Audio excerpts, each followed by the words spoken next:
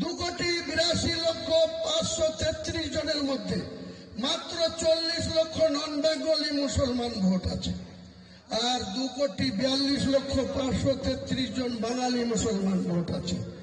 এই বাঙালি মুসলমানদের কাছে আমার আবেদন, আপনারা নিজেদের জায়গায় যেখানে 42% থেকে 82% পর্যন্ত মুসলমান মেজরিটি সিট আছে 90খানা, এই 90টা সিটে আপনাদেরকে মুসলমানদের জনপ্রতিনিধি বিধানসভায় পাঠাতে হবে। চক্রান্ত করে মমতা বন্দ্যোপাধ্যায় 2011-তে 13 মে যেদিন রেজাল্ট হয়েছিল সেদিনকে 67টা মুসলমান এমএলএ ছিল। উনার 5 বছর ক্ষমতা পূর্ণ হওয়ার পর 2016-তে সেটা নেমে আসলো 57-তে। 2021-এ সেটা চক্রান্ত করে নামিয়ে আনলেন মাত্র 44 জন। আমি মুসলমান সমাজের কাছে একটাই কথা বলবো, আপনারা আপনাদের যাকে খুশি যোগ্য মুসলমানদের ভোট দিয়ে বিধানসভায় পাঠান, আর বাকি 90টার মধ্যে 200 যে 4টে থাকবে 294-এর মধ্যে, সেই 204-এর মধ্যে মমতা ব্যানার্জি আর শুভেন্দু অধিকারীর মধ্যে লড়াই হোক। তারা কে সরকার আসবে হিন্দু সমাজ সিদ্ধান্ত নেই, তারা সরকারে থাকুক, আমরা থাকবো। বিধানসভায় ইঞ্চিতে অধিকার বুঝে নেব, উন্নয়ন বুঝে নেব। এটাই আমার টার্গেট, এটাই আমার লক্ষ্য, এটাই আমার ইরাদা। এতে আপনারা আমাকে মন চাইলে নেতা মানবেন, না মানলে যাকে খুশি নেতা মানুন।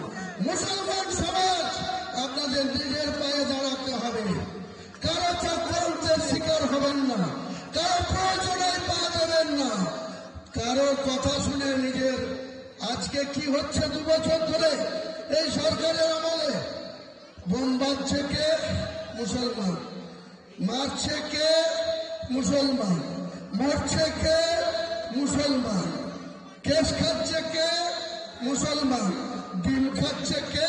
মমতা বন্দ্যোপাধ্যায়ের পুলিশের দারোগা বাবুরা। এখান থেকে আপনাদেরকে সাবধান থাকতে হবে, এখান থেকে আপনাদেরকে সাবধান করে দিচ্ছি। আমি পরে বক্তৃতা করব। আজকের অনুষ্ঠান ঠিক 12টার সময় কোরআন খতম হবে। পবিত্র কোরআনে এখানে যাও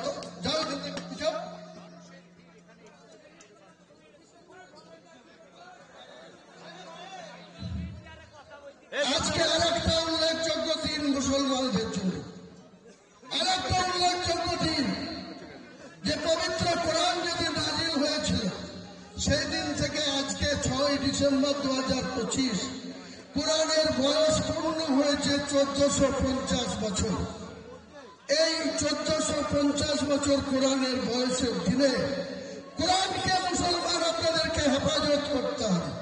কোরআন কোথাও আক্রান্ত হলে আমাদের জীবনের বিনিময়ে আমরা কোরআনকে রক্ষা করব, কোরআনকে হেফাজত করব। এটাই আমাদের প্রথম উদ্দেশ্য বলে দিলাম, দ্বিতীয় উদ্দেশ্য বলে দিলাম। আপনারা সবাই শান্ত হয়ে থাকবেন।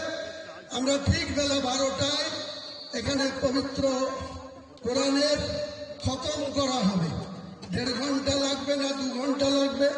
অনেক হাফেজ সাহেব যারা কোরআন মুখস্থ তারা কোরআনের খতম শেষ হওয়ার সঙ্গে সঙ্গে এখান থেকে রিমোটে যে জায়গাতে আমার ভিত্তি স্থাপন হবে।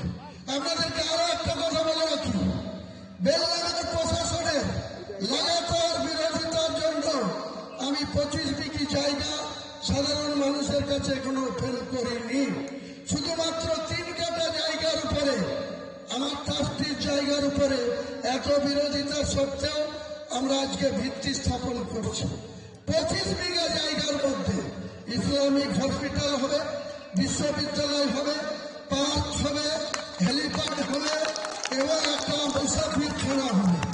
এটা পূর্ণাঙ্গ রূপ দিতে যত কোটি টাকা খরচ হোক, মুর্শিদাবাদ সহ মালদা, উত্তর দিনাজপুর, উত্তর 24 পরগনা, দক্ষিণ 24 পরগনা, হাওড়া, হুগলি, বীরভূম, 2 বর্ধমান, 2 মেদিনীপুর, করবে। পাশাপাশি আপনাদেরকে খুশি খবর, নাম করতে তিনি নিষেধ করেছেন। এই ইন্ডিয়ারই একজন মুসলমান আগামী 1 মাসের মধ্যে 80 কোটি টাকা আমার এই সংস্থাকে দেবে। 80 কোটি টাকা হোয়াইট মানি, তার কোম্পানি থেকে 80 কোটি টাকা আমাদের এই সংস্থাকে তিনি বাবরি মসজিদ এবং আমার ট্রাস্টিকে সহযোগিতা করবে। ইনশাআল্লাহ টাকার কোনো অভাব হবে না। রাজ্য সরকারের কোনো টাকার দরকার নেই। রাজ্য সরকারের টাকায় আমি মসজিদ করব না, তাতে মসজিদের পবিত্রতা নষ্ট হবে।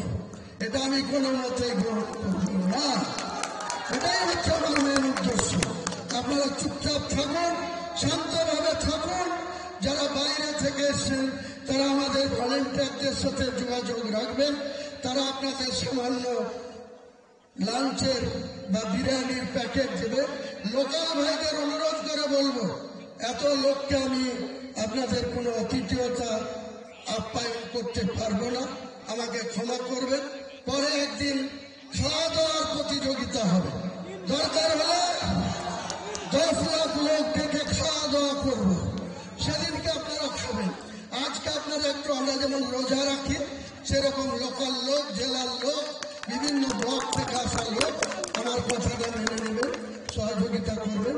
যারা মালদা, ভাঙড়, হুগলি, বীরভূম, বর্ধমান বিভিন্ন জায়গা থেকে আসছেন, তাদের একটু সামান্য বিরিয়ানির প্যাকেট করা আছে, তাদেরকে আমাদের ভলেন্টিয়াররা পৌঁছে দেবে। আপনারা একটু গ্রহণ করবেন। তাদের সঙ্গে 500 করে পানির বোতল, এছাড়াও কিছু লোক পাউরুটি, কলা নিজে থেকে নিয়ে আসছে, তারা যাকে দিলে আপনারা খেয়ে নেবেন। ও নিয়ে বক্তব্য নেই। সবাইকে আমার সালাম রইল। ঠিক 12টায় আমাদের মূল অনুষ্ঠান শুরু হবে। আসসালামু আলাইকুম।